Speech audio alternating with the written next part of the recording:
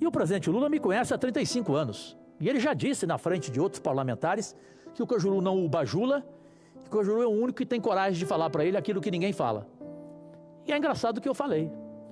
E pensei que não ia ter mágoa, rancor. Parece que está tendo. Parece sim estar tendo. Então eu não tenho como não desabafar com a sociedade, que é triste para mim, porque esse presidente Lula não é o que eu conheci. Brasil acima de tudo, Deus acima de todos. Senador Cajuru, pode ocupar a tribuna por 10 minutos. É você que está aí? Conhece minha voz, mas não? Não.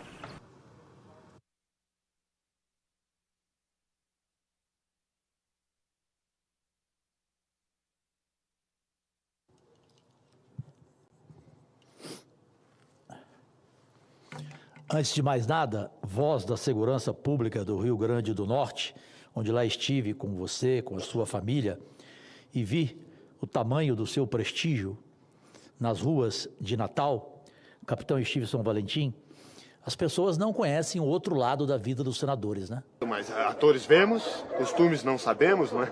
E eu vou revelar uma sua, para ver o que é amizade, senador Paulo Paim. Stevenson era um dos melhores amigos do Cajuru. Me ligava todo dia, conversava comigo, tudo. De repente ele sumiu, desapareceu, depois de conhecer o grande amor da vida dele, que eu tive o privilégio de conhecê-la, inclusive, perfeito? Mas de lá para cá, sumiu. Não sei o que aconteceu. Sinceramente, não sei. Talvez fora do ar, você me diga, de repente eu li aborreci sem querer. Como você disse, arranjei um amor, né? Substituir você. Ah lá, substituiu o Cajuru. Esse é o Stevenson. Eu te amo. 1º de julho. Brasileiras e brasileiros, minhas únicas vossas excelências.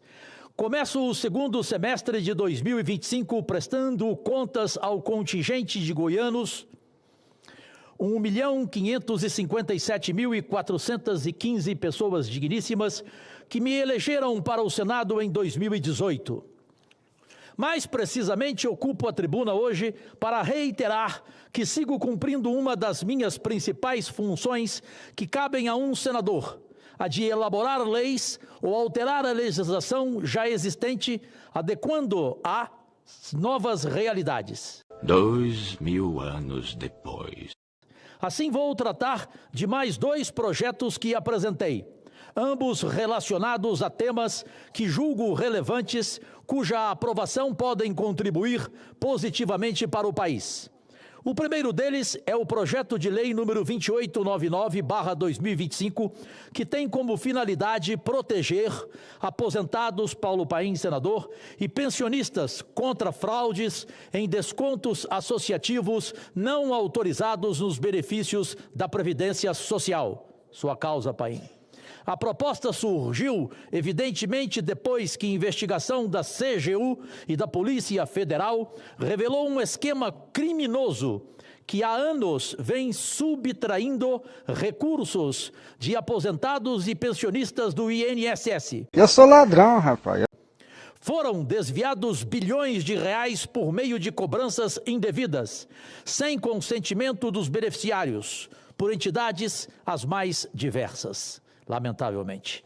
Para combater esse tipo de fraude, a cobrança mensal de valores diretamente no contra-cheque de aposentados e pensionistas, o meu projeto estabelece regras com mais rigidez que as existentes hoje, para evitar que se repita a tunga.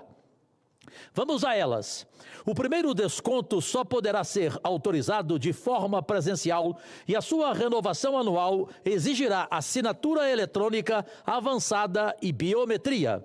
Além disso, o INSS deverá oferecer em seus aplicativos opções claras para bloquear novos descontos e cancelar os já existentes. Os descontos, quando autorizados, serão limitados a 5% do valor do benefício. A minha iniciativa, não tenho dúvida, fortalece a segurança e amplia a transparência no sistema previdenciário, garantindo que a vontade do segurado seja respeitada. Trata-se de um compromisso com a dignidade das pessoas idosas e com a defesa dos direitos de quem mais precisa da proteção do Estado. Espero que conte com o devido apoio dos meus amigos e amigas do Senado e depois na Câmara Federal.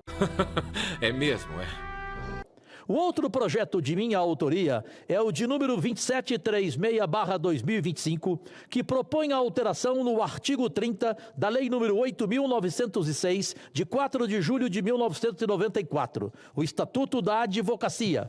Uma mudança para prever a hipótese de impedimento ao exercício da advocacia pelo cônjuge, companheiro e parentes de juiz e de membro do Ministério Público, junto ao respectivo órgão judiciário onde eles estejam atuando. O projeto deriva da constatação, e basta, senhoras e senhores, meus únicos patrões, conferir o noticiário da imprensa de que tribunais superiores e alguns tribunais estaduais são formados, muitas vezes, por verdadeiros, triste falar isso, né? Verdadeiros feudos familiares, estando alguns sobrenomes ligados a escritórios de advocacia de grande prestígio e influência, grande parte pela captada e dela captada justamente por esses laços familiares, escrotos, às vezes sórdidos.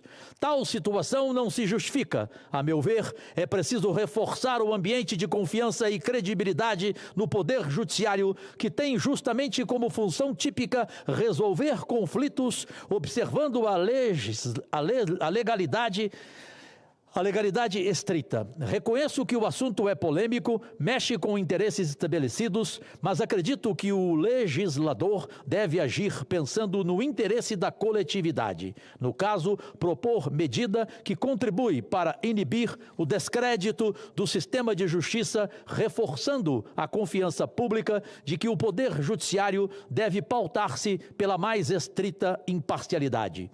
Fala, não me diga! Com o meu projeto, coloco em discussão pública, perante o Parlamento e a sociedade civil, a necessidade de se avaliar o melhor equilíbrio entre moralidade e exercício profissional da advocacia. Destaco que o objetivo é um só, Brasil: dar mais credibilidade ao judiciário sem nenhuma intenção de restringir a atividade advocatícia, essencial e indispensável ao Estado de Direito. Bem, ainda tem um tempinho, presidente? Quantos? 13,5. Eu nunca estouro o tempo, né? Olha lá o Chico, assessor do senador Girão. O Girão que é o rei da campainha, né? Fala a verdade. Mas Girão é meu irmão. Olha aqui, eu só queria fazer aqui um depoimento simples, de um simples ser humano, e contar à sociedade brasileira, alguns aqui sabem do que eu estou vivendo.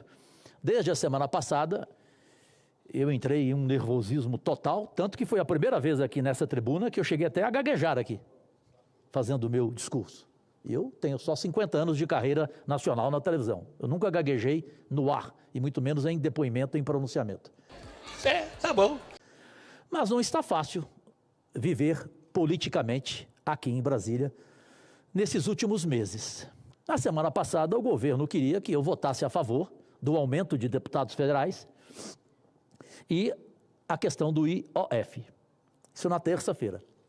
Quarta-feira de manhã, eu amanheci com uma pressão de 21/12.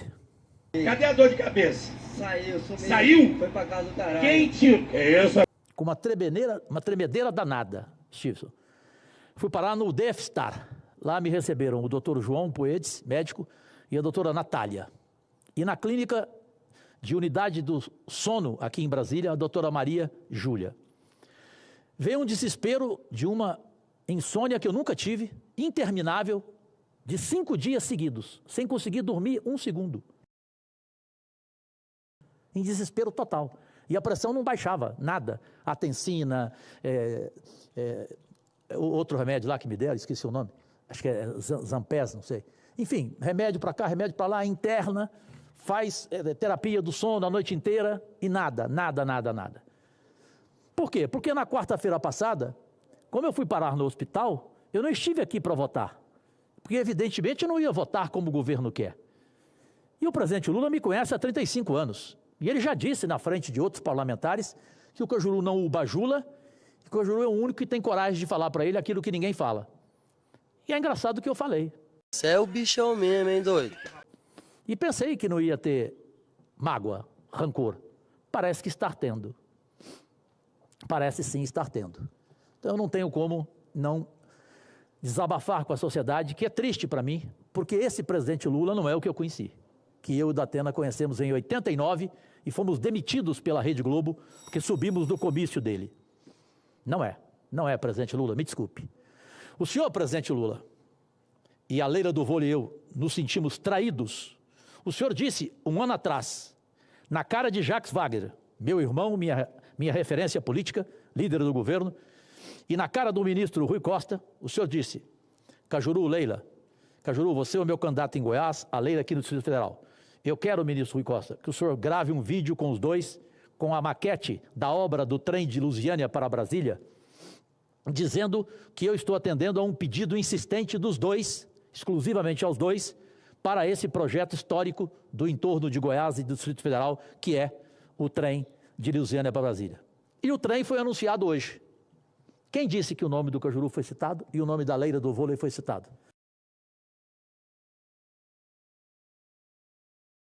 Pelo contrário, oposicionistas do Lula, que o chamam de ladrão todo dia, nas redes sociais estão gravando vídeos, uma mulher aqui de Brasília, o outro lá de Goiás, não vou nem falar o nome, dizendo que eles são o pai da criança.